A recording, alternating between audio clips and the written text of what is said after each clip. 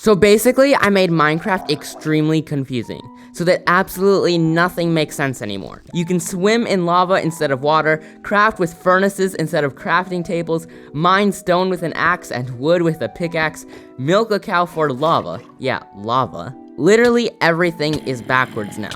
And the best part is that I made it all in a game that any of you guys will be able to play. But you may be wondering, how on earth did I manage to make all of this? Well, it all started when my friend invited me to a Minecraft server called DiamondFire. When you first join, it may just look like your average Minecraft server, but as you begin to dive deeper, you realize that this server is far, far more. You see, this server actually allows you to create any game you want. And when I say any game, I mean literally any game. There are over 1,000 games made by the community, ranging from parkour, to PvP, to fun puzzle maps. Some people have actually recreated entire games from servers like Hypixel on here. And the cool thing is you don't even need to know any coding languages. Every game on DiamondFire is created completely through in-game blocks and items. For example, if you wanted to make it so that when people sneak on slime blocks, they get launched into the air, instead of coding that into an actual data pack or mod, you can simply use the blocks that they provide in your inventory. In this case, I would put down a player event, right-click the sign, click on movement events, click on player sneak event, and then afterwards put a player action,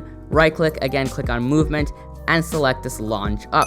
And now inside we will put the number 30 as the launch power. If we give this a go, you can see that when we sneak on the slime blocks, it actually launches us really high into the air. This is where I had a genius idea. I wanted to make the most confusing game Minecraft has ever seen. A game that will hurt your brain so much, you would literally never be able to play Minecraft the same way ever again. A game that would drive you insane. And that's when I started working on the Game of Confusion.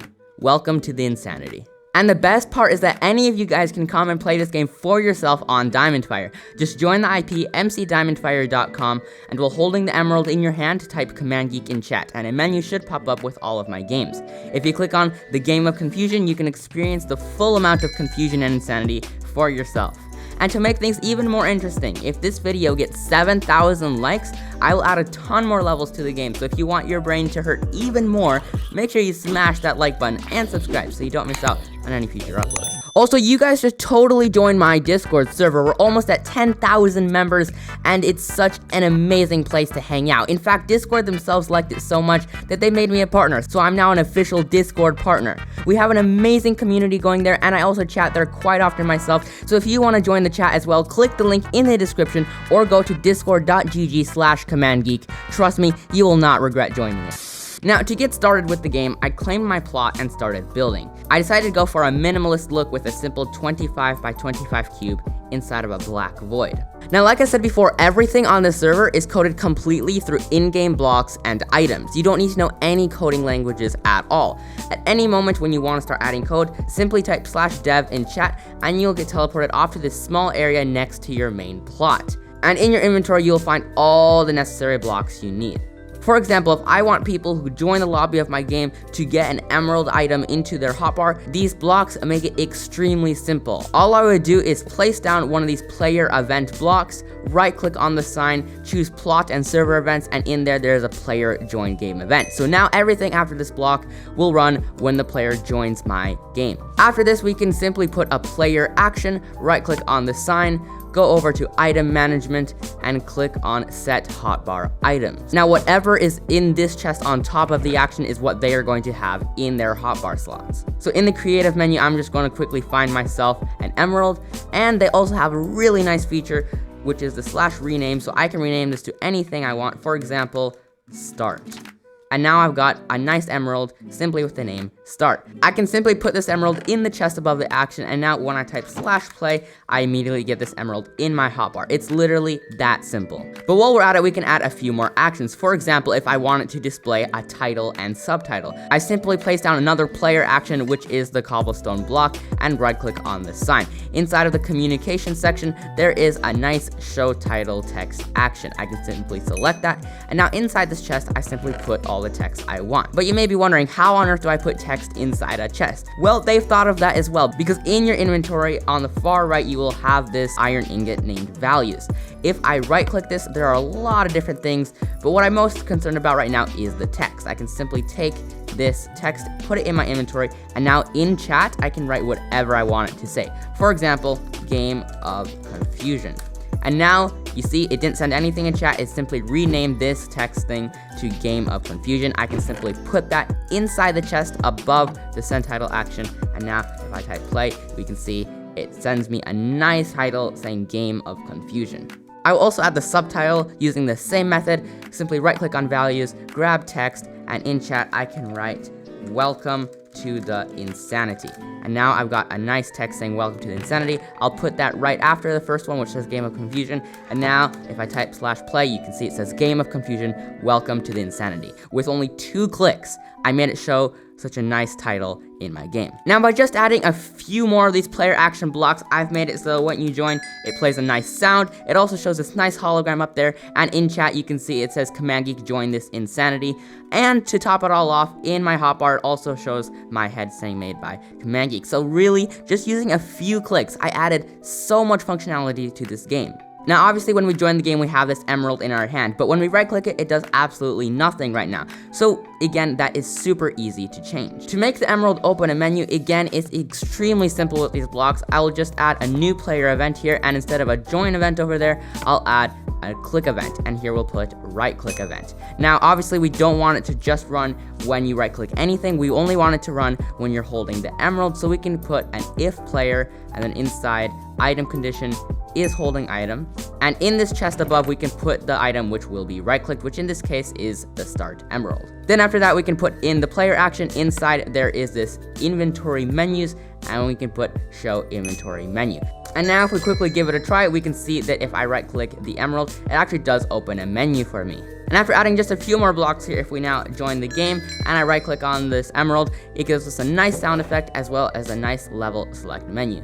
Now there's one last line of code that I want to add before I move on to the other levels, and that is that when you hit the bottom, which is black concrete, I want you to die since you're not really supposed to touch the bottom, but right now you can see that I'm just perfectly fine. And this can easily be accomplished by a simple loop. After the initial join event, we can add a loop, and if we right click, we can set it to repeat forever. Inside, we can simply do if player location conditions is standing on block, and now we can take this black concrete, put it inside, and everything inside here will happen when you touch the black concrete. Now in this particular case, I'm going to simply put a player action. Inside of there, I'll go to statistics and then damage. So every time that person touches black concrete, they will take damage. Now instead of putting a text value inside, we will right click the values and take a number value. And now same thing in chat, we can type 1000. Now this number has a value of 1000, and we can put that inside so that every time they touch black concrete, they will take 1000 damage.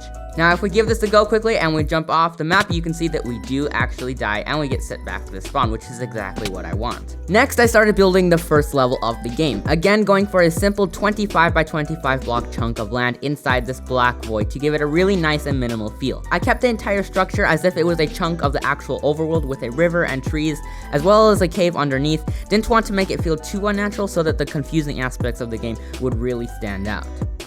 Alright, now that I finished setting up the first world, as you can see, it's a pretty simple design, just a nice little chunk of overworld inside a black box. And the idea of this level is going to be that you can't go through the water because you drown in water, but what you actually have to do is go down here through the cave and swim through the lava to get to the other side.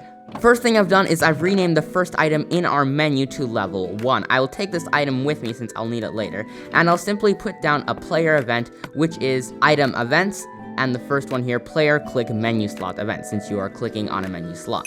Now again, we don't want this to work with every item, just with the specific item in the menu, so we will put an if game, and then right click here, event item equals, and now inside the chest we can put this item that we want. Now to make it teleport me to level 1, I'm going to put down a player action, here put movement, and teleport. Now we're going to need to select a location. Now luckily for us, they've made locations really simple as well. If I simply right click the values, take this location, then simply left click the block I want to teleport to, for example this block right here above the netherite block, and just put this location into the chest above the player action. Now if we give it a go, we can see that when we right click the start, we see level 1, and if I click that, it actually teleports me to this level. Now at this point, it was time to build the terrain for all the other levels, which is exactly what I did with the help of my good friend Freaky Coder, who was the one who invited me to DiamondFire in the first place. So big thanks to him for the help.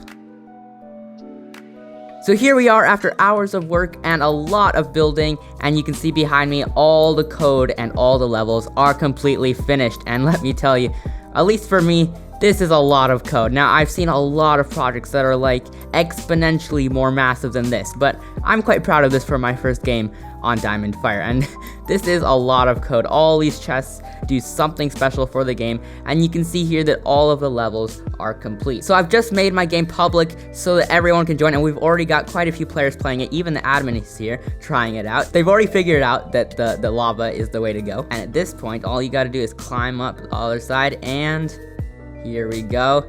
Yes, and they made it. Here's level 2. This one's quite a bit harder, so let's see if they figured this one out. Well, they are trying to stand on the end, but of course you need the wooden sword to finish it, so that won't work quite well. And they figured out that you need to mine the wood, which is good. But now let's see if they can craft the wooden sword. This will be the best part since, well, the furnace is the way to craft it, but I'm not sure if they're going to look at the furnace yet. Oh, that guy's figured it out. And the admin probably has figured it out now as well. The stone here is actually a complete distraction. You do not need stone at all for this, but yet some of them are actually doing it. And let's see, did they figure it out? Yes, they did, and they made it to level 3. Now, while all those people are over playing my game, you guys should also join my game because your brains can hurt as well. So make sure you join the IP down in the description. Again, it's mcdiamondfire.com, and you can have your brain hurt as well. And with that, I will see you all in the next video. Let me know down in the comments if you made it to the end without rage quitting.